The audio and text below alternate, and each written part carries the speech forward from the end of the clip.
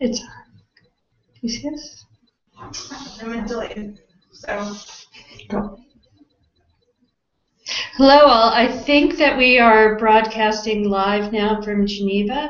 If you're joining the SNAP CCR post-Vatican reporting to the UN Committee Against Torture, you're in the right place. My name is Katie Gallagher, and I'm a senior staff attorney at the Center for Constitutional Rights. And I'm joined here tonight in Geneva with Barbara Blaine, president of SNAP, Survivors Network of Those Abused by Priests. Megan Peterson, Survivors Network of Those Abused by Priests. Okay, and what we're here tonight to do is give you a little flavor of what we've seen over our last 3 days here in Geneva with the United Nations. We've been meeting with and watching the United Nations Committee Against Torture perform its first review of the Holy See, the Vatican. In 2002, the Vatican ratified the United Nations Convention Against Torture, Cruel and Inhuman and Degrading Treatment or Punishment.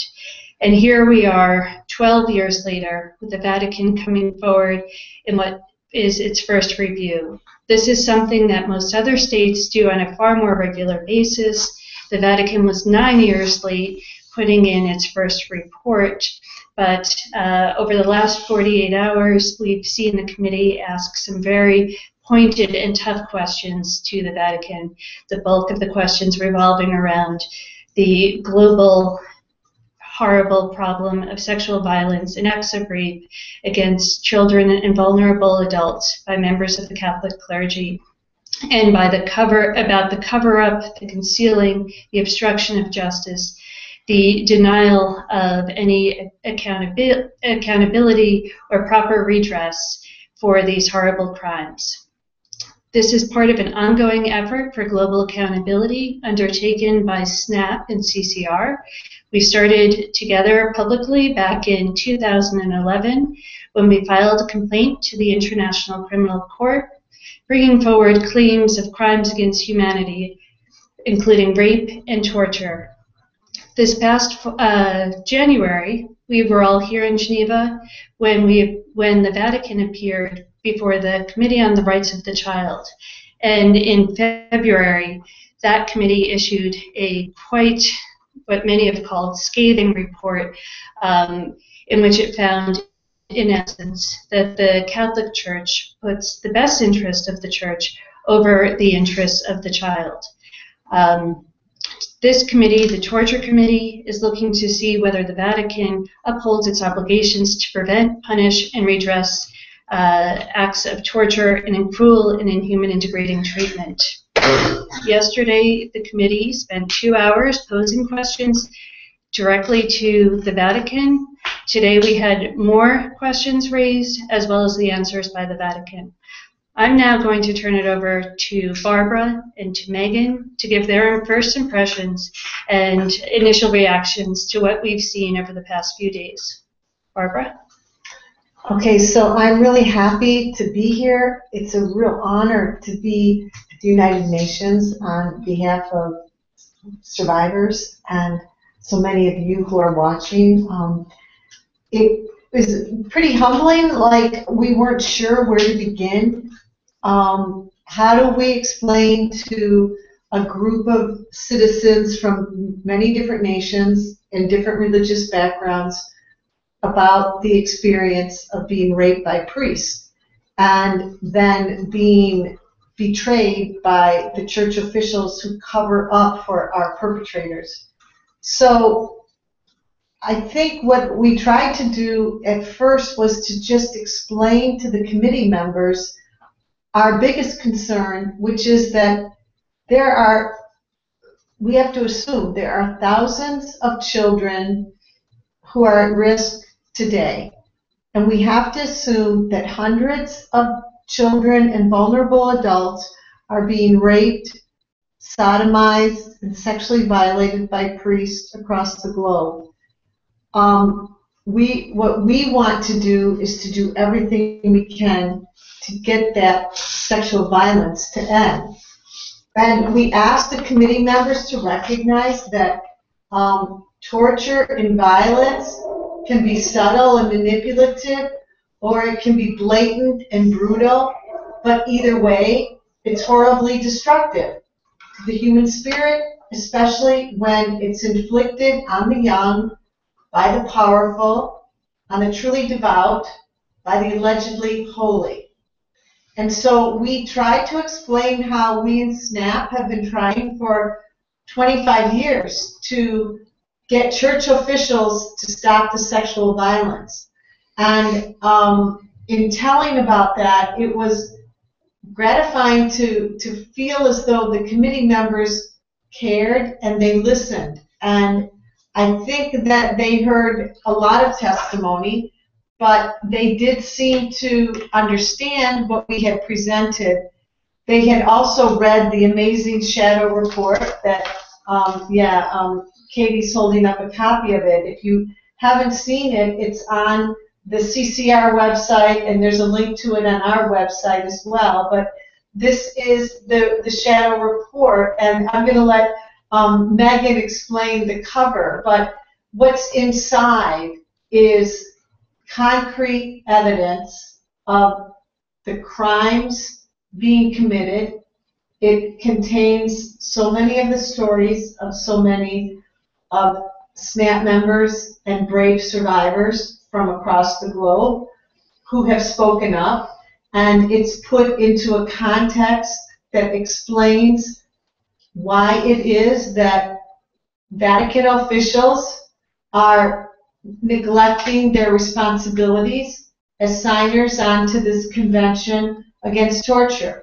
And in a very eloquent way, this is all explained. And it is possible to understand the explanations that are given by our attorneys, both Katie Gallagher and Pam Spies, who has been our lead attorney working with CCR for several years and is not here with us in person, but definitely in spirit. And many of you have had a chance to meet her and to see her work. But the bottom line is that I think it's important to recognize that the Vatican officials still seem to be dodging responsibility.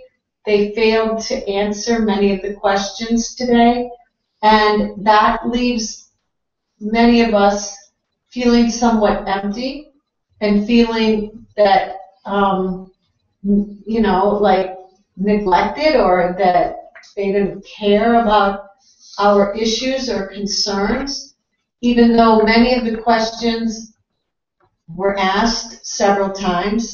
We still didn't get answers to some of the specific questions, and it seemed like that what Bishop Tomasi was doing was actually giving information that just kind of was more like a smokescreen and about the real heart of the issue, and didn't say how it is that the Vatican officials are removing the sexual predators who are in ministry today, or how they're punishing the bishops who cover up and enable and transfer our perpetrators from one place to another.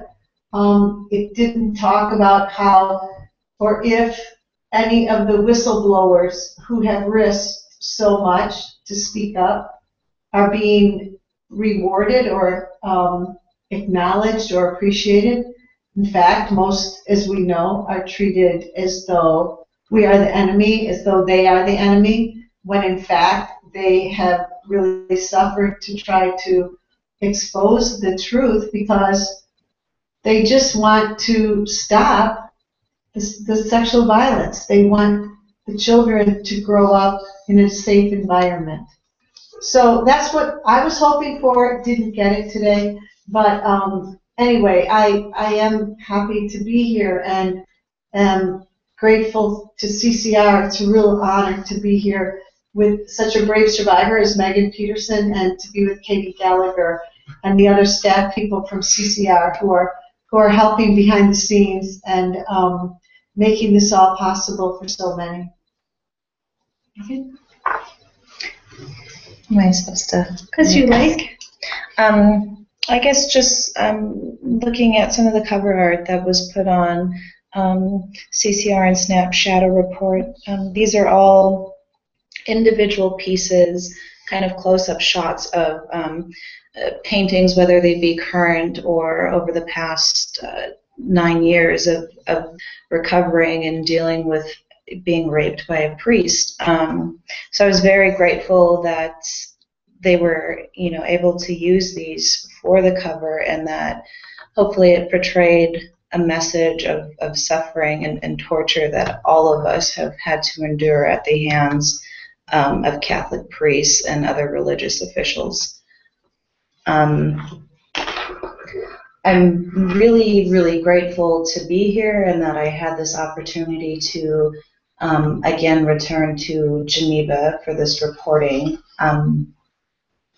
I feel that it was very successful, and the way the committee members approached questioning the Holy See, I think, was very strong, and I was very, very grateful for them for that. It was, however, frustrating and troubling to see the Vatican yet again deflecting and not taking full responsibility or ownership over crimes that were perpetrated by employees and of theirs, and the covering up and everything. It still continues. My case was brought up personally 3 different times by one of the committee members, and I was hopeful that the Vatican would somehow respond, and there was no such response. So that was, again, very heart-aching, and felt like at that moment being re-victimized again, another layer of that. So. Thank you. Yeah, just in terms of what has been happening here in Geneva over the last few days, our team arrived here in Switzerland on Thursday, and on Friday we had the opportunity, along with other NGOs, non-governmental organizations who put in reports, to meet with the committee. We had the opportunity to really speak in detail on Friday with committee members, and along with Nikki Davis from Australia, who is the head of SNAP there, provided the committee with some detailed information, and Megan specifically spoke about her case. So to hear that brought forward specifically to the Vatican did show, I think, for many of us that the committee certainly heard what we said and had referenced a good number of points made in our shadow report. Thank you for everyone who has sent in questions or comments, which is really the goal of this, is to be as interactive with you as we can be from Geneva, share what we saw and heard in our reflections. I know that Elia Hussein, from CCR, who has set this up, has received some questions, and she'll be passing those over to us. I believe there's a Twitter hashtag that is out there. If you have some other questions or comments, possibly, hopefully, we'll be able to get to them over the course of this live stream. But I think one question that has come up a bit that I'll start with, and then we'll open up for the additional questions, is why it is that we're here when the torture committee is reviewing the Holy See. The Vatican has spoken for years about sex abuse or touching. It has really taken so many steps to minimize really what we're talking about. These are acts of sexual violence. These are acts of rape. And under international law, rape and sexual violence have been found to constitute both torture and cruel and inhumane and degrading treatment. And those are the violations that the Torture Convention, which the Vatican has voluntarily signed up to, those are the violations that are the subject of this committee's work. So why is it that these acts have been found to be torture? Torture includes the severe physical or mental harm through the acts being carried out, And the acts are carried out with the purpose of intimidation or coercion, and they are carried out by public officials or other persons acting in an official capacity. So for many of the survivors out there, this is very well known to you. The harm caused by these acts, it's both the physical harm, but it's also the profound mental harm. And the torture definition really captures that ongoing mental harm, and that is part of why these acts have been found to constitute torture. The intimidation or coercion comes from these relationships of a priest with children who are trusting, who see this individual as an authority figure, a channel to God, and instead of really valuing that trust and that relationship, as we know, there are far too many priests who have exploited that power imbalance, exploited their authority, have intimidated and coerced victims. And lastly, something that the Vatican kept saying yesterday and today to the Committee Against Torture is, you're asking us to really marshal the actions of all Catholics around the globe. And the committee came back and was very clear, no, we're not saying that you're responsible for every action of every Catholic in every country. What we are saying is that you're responsible for the actions of those public officials, the cardinals, the bishops, those in an official capacity over whom you have effective control. So, the structure of the Catholic Church is such that law really comes down directly from Rome, from the Pope, through the various levels for the violations of sexual violence. The Congregation for the Doctrine of the Faith in Rome is charged with overseeing these cases, but again, the instructions come down through the bishops. So this is why the committee is finding that there is effective control over these high-level officials, and thus that the definition of torture can be met. Of course, we don't have the concluding observations. Those will be coming out on May 23rd. But I think from what we heard today and what we heard yesterday, we're quite hopeful that it will be a strong report. So, yeah, we don't know what the report will be, but we certainly hope it will be strong. I mean, one of the things that I think we try to convey to the committee members is that the committee members did recognize and acknowledge that they heard us, and we felt that that we wanted to be sure that they understood how difficult it is to recover or to cope with the consequences of sexual violence, especially done to us by people with such authority as the priests. But we also wanted to point out how the Vatican officials, by minimizing the harm that's caused and by pretending that the problem's all fixed and this was all in history, in a sense adds more injury to us. And so the fact that surviving the horrors of sexual violence is already horrific, and we have heard from many of you and many family members who tell about their loved ones who didn't survive, who ended up taking their lives or having their lives taken from them because of the consequences of the sexual violence. So we get that, but at the same time, the church's minimization and treating us as though we are the enemy actually really, literally, as we say often, like rub salt into already fresh wounds. And for many of us, it was like pulling the rug out from under our sense of who we are as people. And we conveyed that to the committee. At this time, I think what we'd like to begin doing is to answer your questions, and we have many of them here. So. Yeah. I think, Katie, you're going to go with the first one? Yep. The first one is, this came in, what is your reaction to John Paul II becoming a saint? And this question, I know we got it more than once, and one of them referred specifically to the Maciel case in Mexico. So I don't know, Barbara or Megan, which one of you would like to maybe start answering that question? Well, I can say that covering up for child rape does not seem like saintly behavior, and we're disappointed that they would honor Pope John Paul II that way.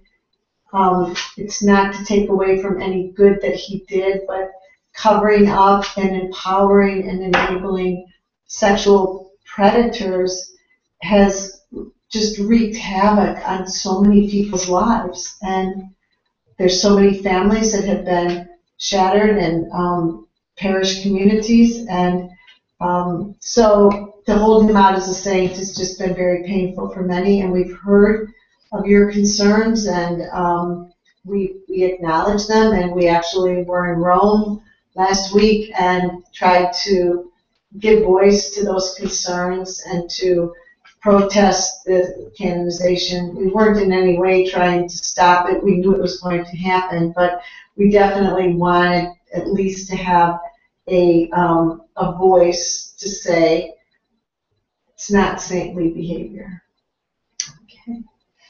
Okay. This question, Megan, before we go on, anything you wanted to add on that?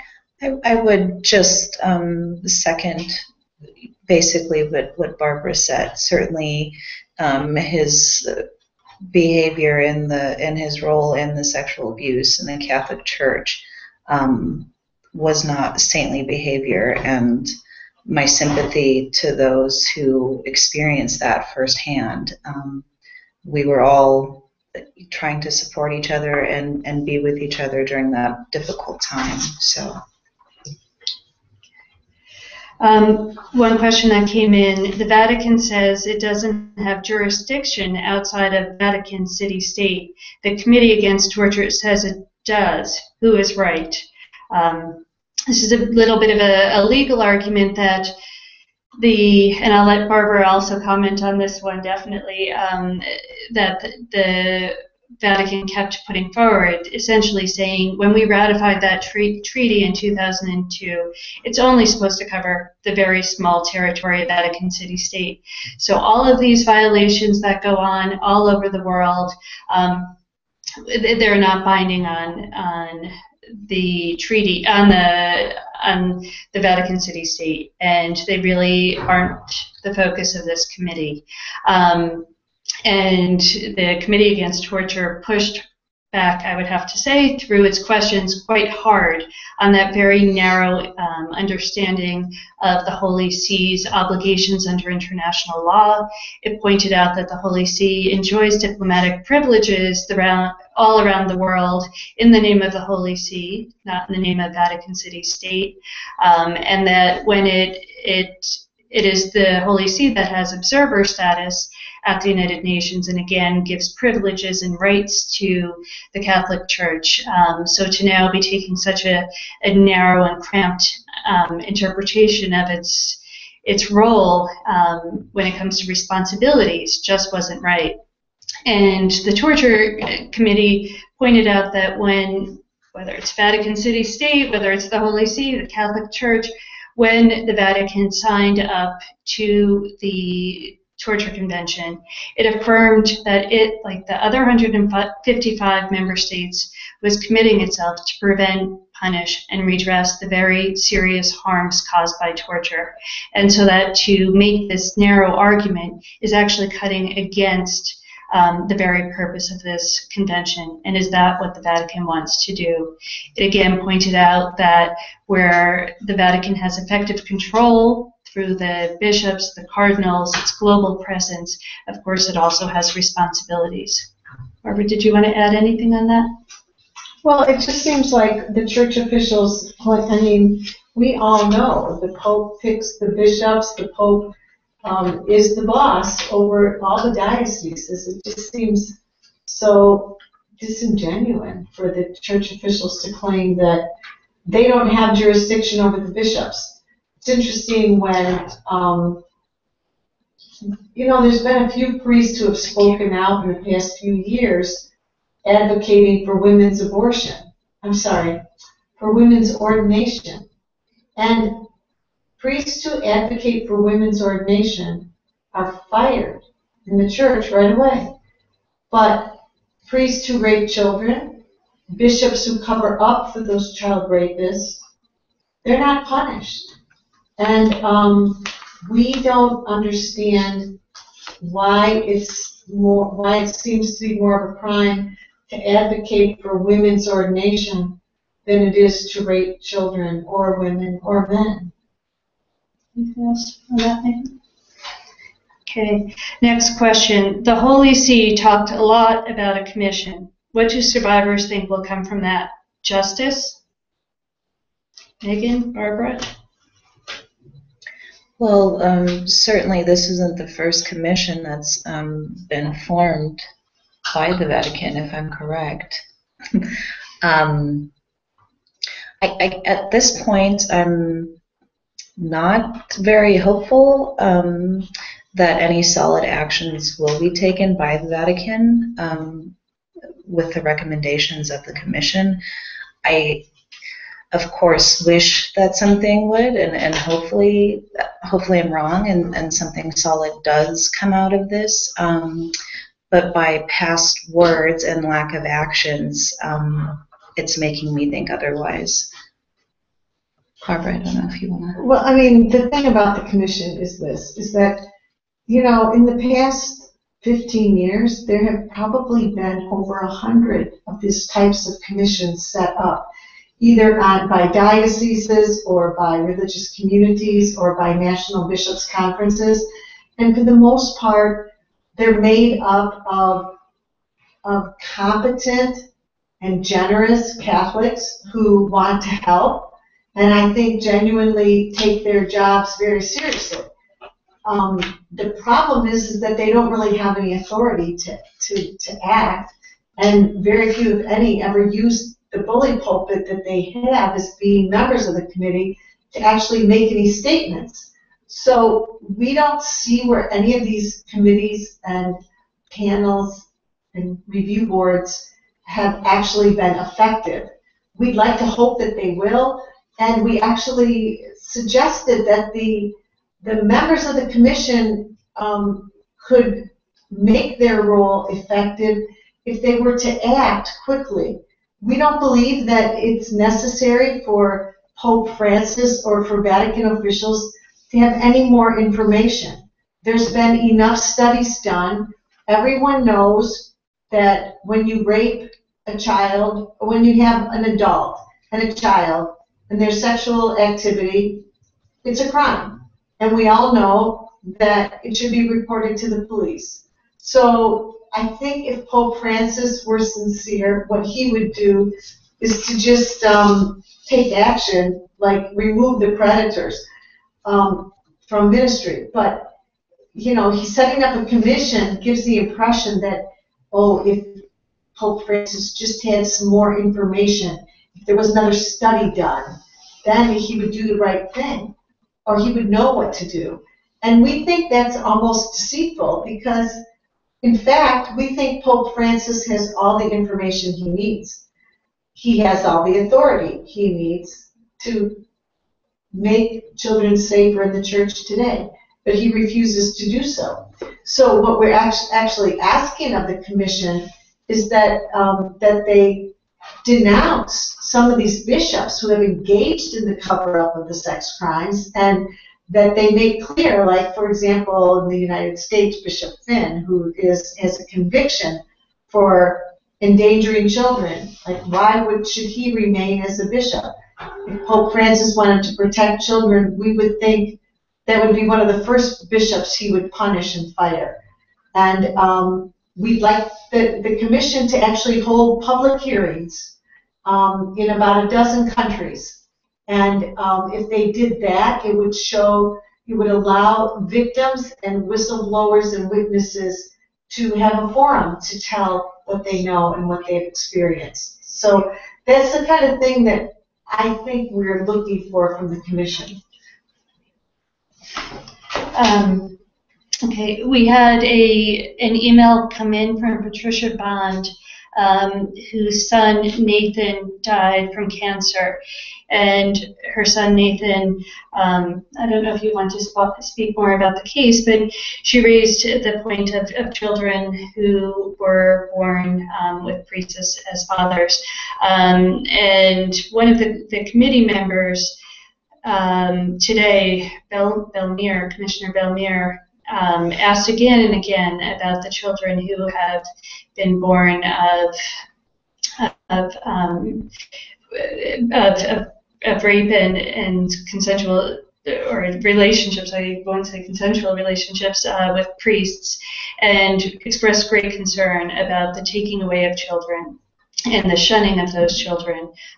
So that was something that definitely came up again and again in questions today about the returning of those children and the recognition of those children. I don't know if you want to add anything on that, Barbara. Well, I think that Patricia Bond is a hero for so many of us, and her son Nathan actually was a courageous voice for what so many children have experienced, which is not knowing who their father is or having a deadbeat dad that is not involved in their lives because he is a holy priest, because he maintains his position in ministry.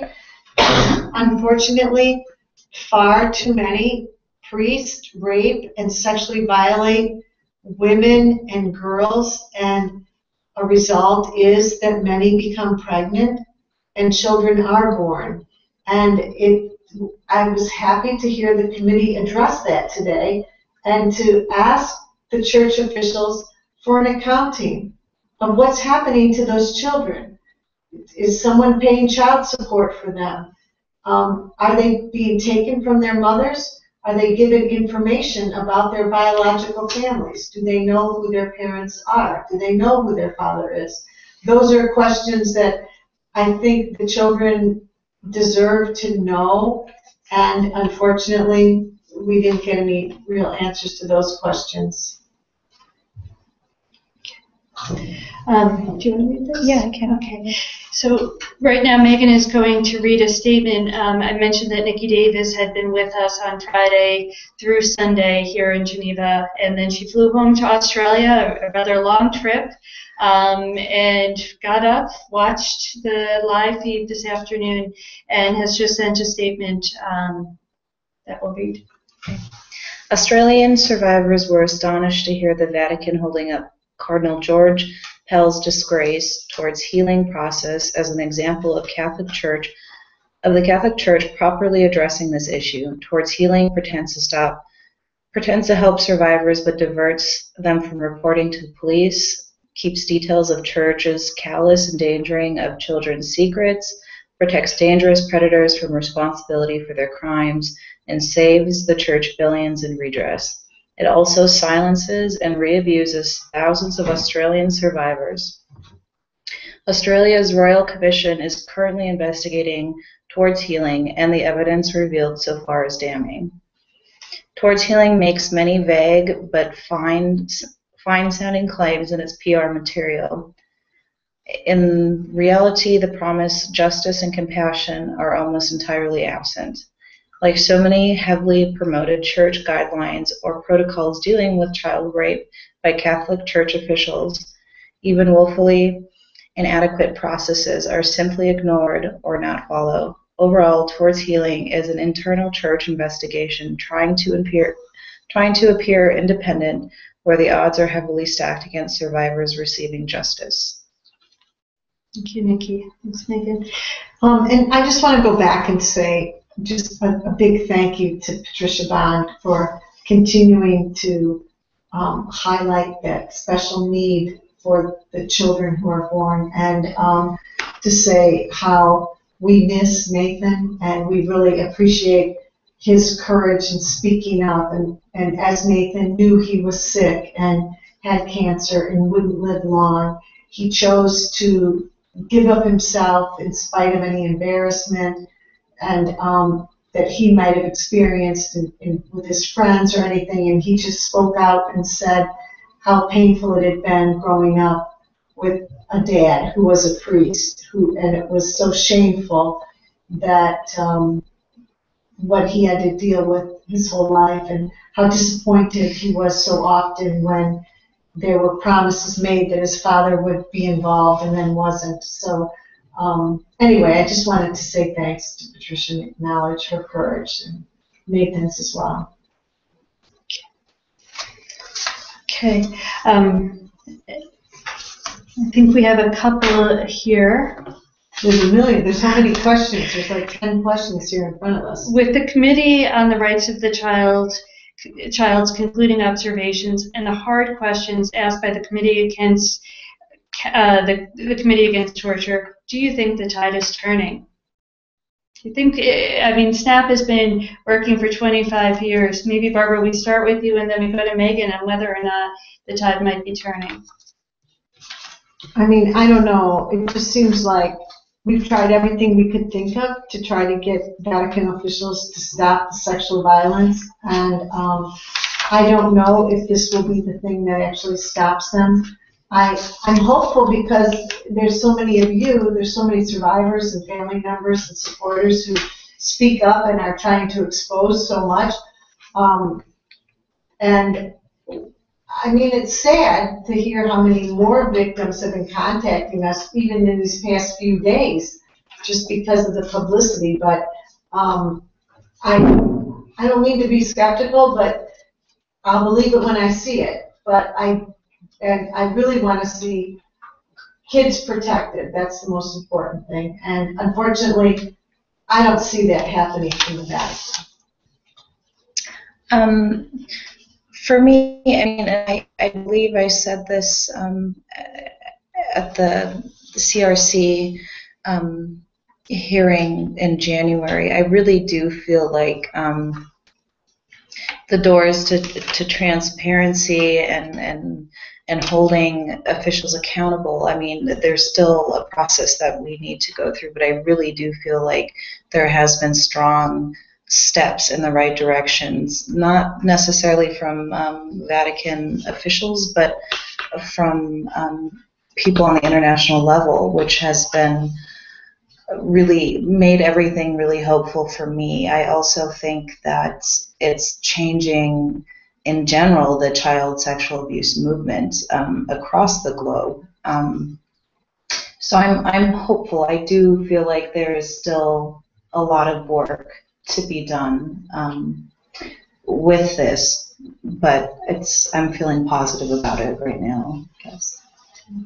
And right here are the concluding observations from the Committee on the Rights of the Child, which I think did a very good job in laying out a lot of how the practices and policies of the Vatican have enabled these serious crimes.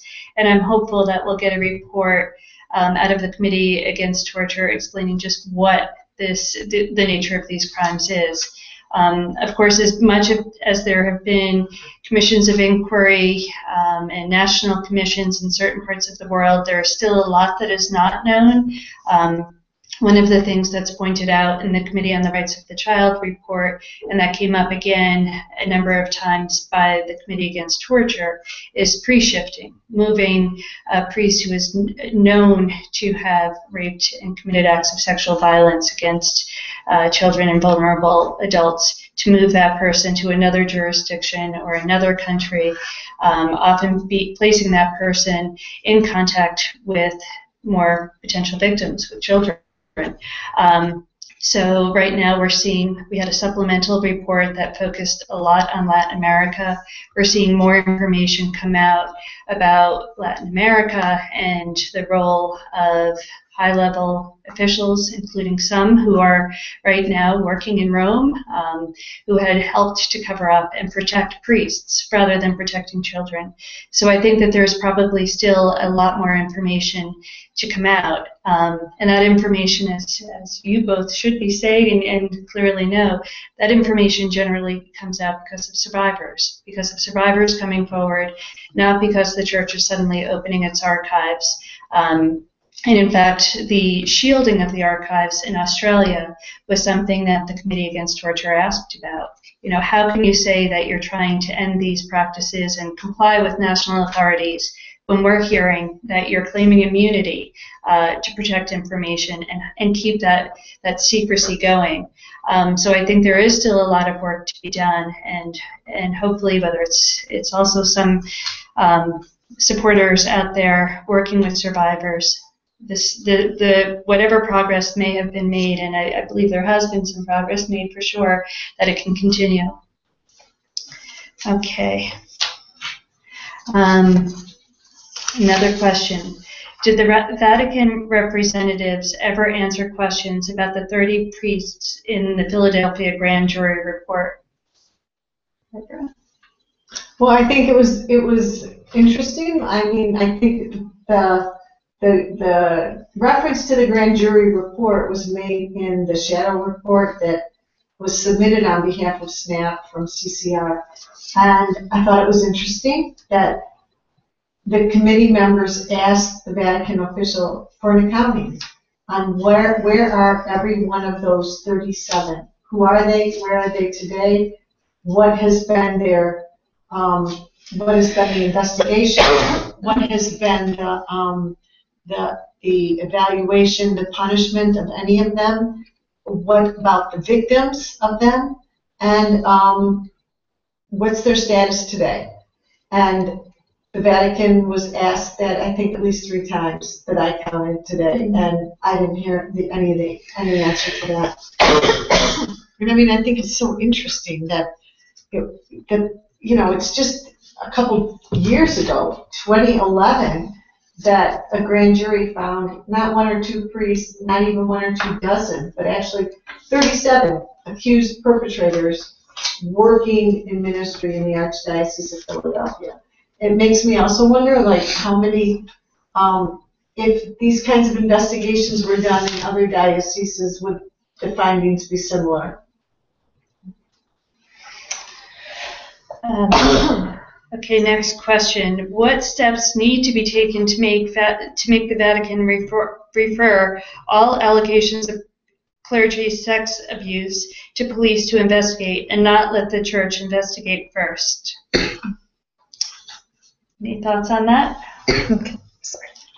Well, Megan's coughing here, but I mean, let's recognize and acknowledge that it was just a couple of weeks ago that the Bishops' Conference in Italy actually made their new policy public, and their policy is that the bishops in Italy do not have to report the crimes to police. So I think that shows the Vatican's true colors. If Pope Francis were sincere, I think they would just say, once and for all the cases of sex crimes are being turned over to the police. I think they should open up those the CDF files in the Vatican and just make it, open them up, give them to Interpol, and let them go to the police agencies from every country where they come from. And on this, you know, we have heard a lot of concern expressed by some of the committee members today about the need for independent investigations, the need for, I mean, the word impunity was said out of committee members' mouths a number of times today. They expressed concern about compulsory reporting and specifically made reference to both Ireland and the United States, where steps to go towards compulsory reporting, the Vatican said, no, wait, it doesn't have to be mandatory. So, you know, I think that it's going to be continual pressure to ensure that there's mandatory reporting. And that also includes prosecutors being willing and moving these cases forward when allegations and information is brought to their attention.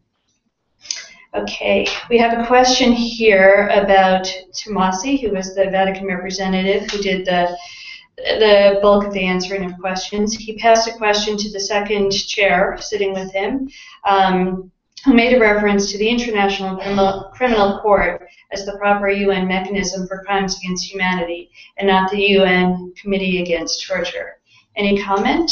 Well, I think from our standpoint, as I mentioned at the front, at the start of this conversation, back in 2011, CCR and SNAP went to the International Criminal Court. It's a court that was set up in 2002 and has jurisdiction for crimes against humanity, which are widespread or systematic attacks against a civilian population. And those, under the crimes against humanity list, you see rape and torture. You know, I think that I don't disagree that that is a proper venue to look at global crimes like the ones we're talking about here with clergy sexual violence and rape and torture that have happened literally across the globe, with perpetrators being moved from jurisdiction to jurisdiction. It's commendable how many national investigations or local investigations have gone on, but when you really look at the web of these crimes, I think the International Criminal Court is an appropriate place. So let us see what happens in the future. Barbara, or I don't know if you would like to make any comment about SNAP and the number of countries that you've heard from that kind of demonstrate the global level of this problem. We've been hearing from victims from Asia, from Africa, from South America, from the northern climates, from Europe, I mean, from everywhere in the globe. But in the last couple of weeks, since there's been all this publicity about this committee meeting, about the canonization of Pope John Paul, what we've been hearing is from many victims, and you know, like one of the victims from Africa was questioning me and saying, why can SNAP try to expose the fact that missionaries from the northern hemisphere were sent down to the southern hemisphere and were sent to Africa and then raped many children, and he's one of them.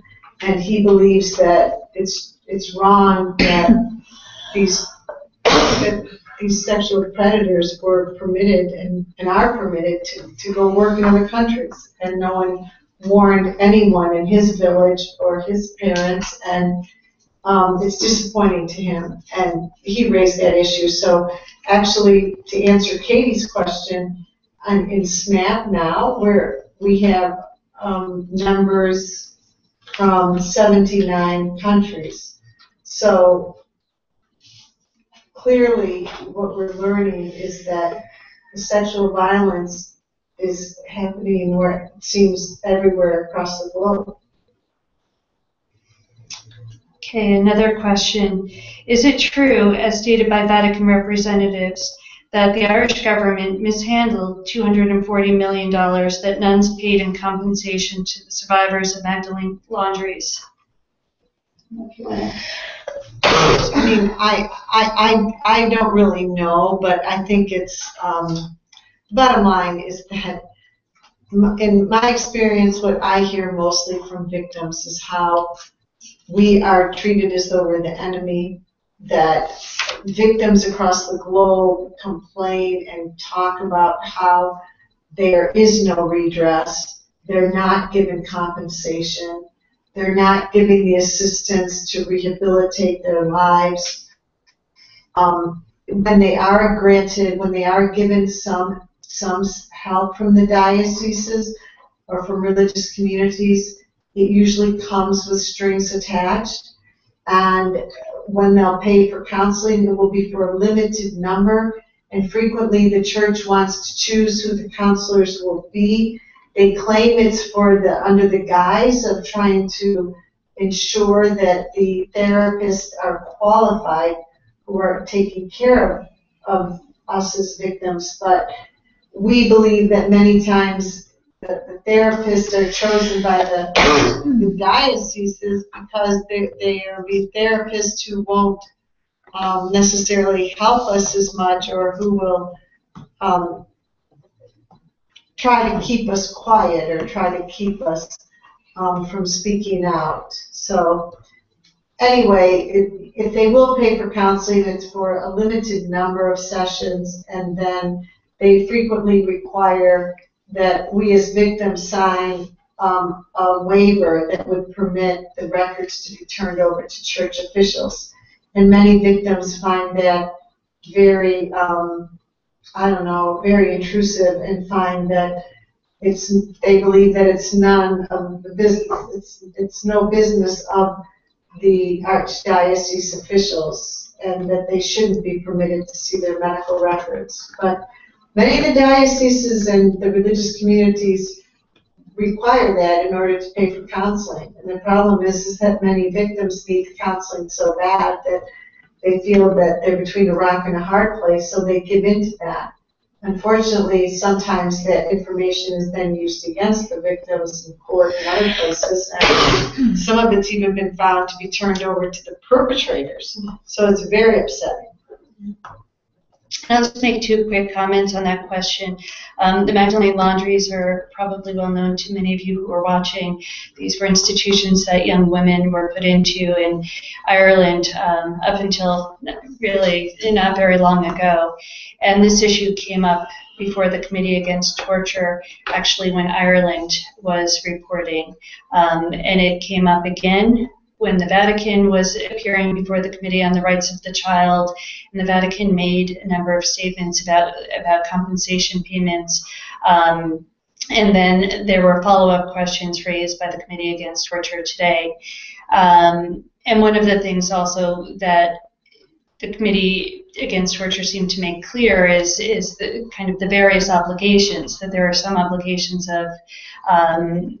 of nations where the states where the violations occurred, and then there are equally obligations for those who have effective control over public officials.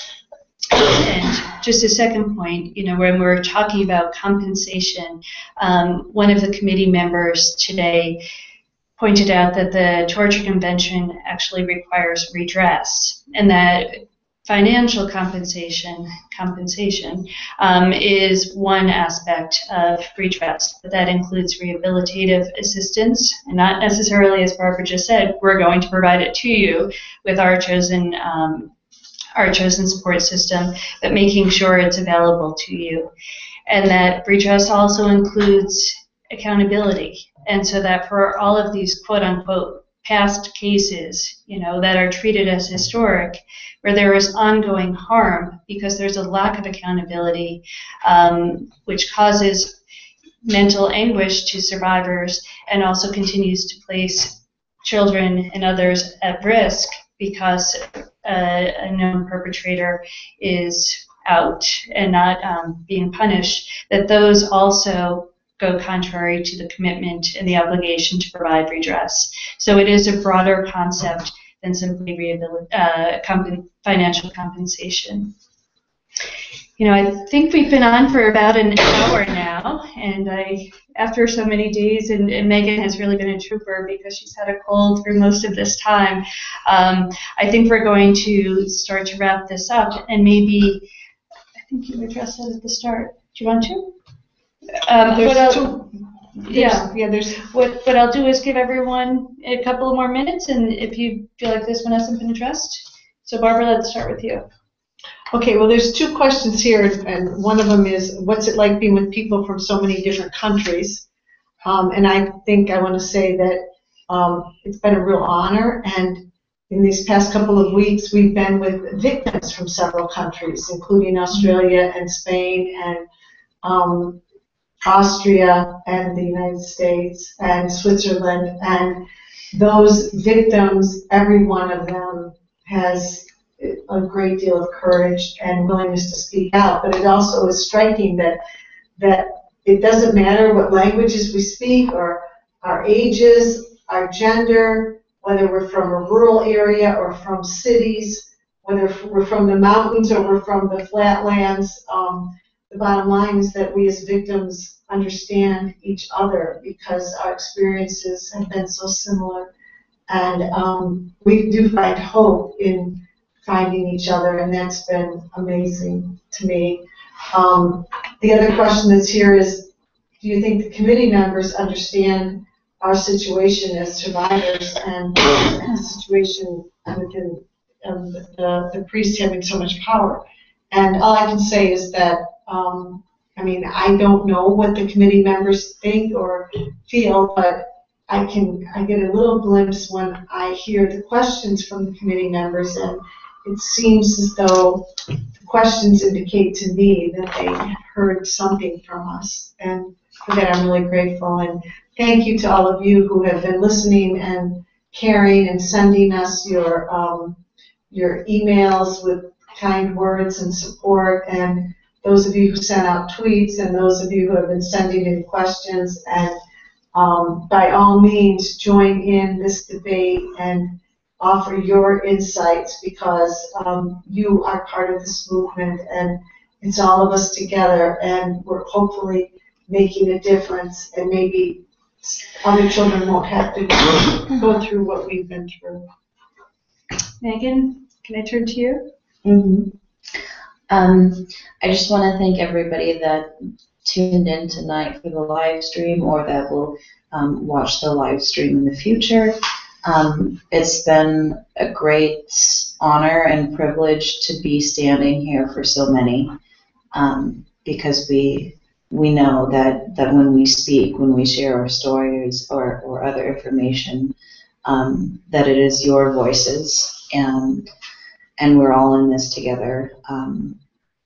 So I want to just say thank you for that, and yeah. So I think we'll close this down. The Center for Constitutional Rights will provide the link where you can watch it again, share it, so that others who weren't able to watch live can see this talk back. We'll be putting that up on our website. I would also encourage you, if you missed some of the tweeting today, we use the hashtag Vatican Accountability, and that will give you a bit more detail about some of the questions asked, some of the specific answers given, and I think you'll get a flavor of just what we saw over the last 5 hours, the 5 hours over the last 2 days. And then we'll all look forward to the report coming out on May 23rd. So thank you again for joining us. Thanks to all who made this possible, and we'll be in touch. We send you our love, and take care, everyone. Thank you for your support. Bye now.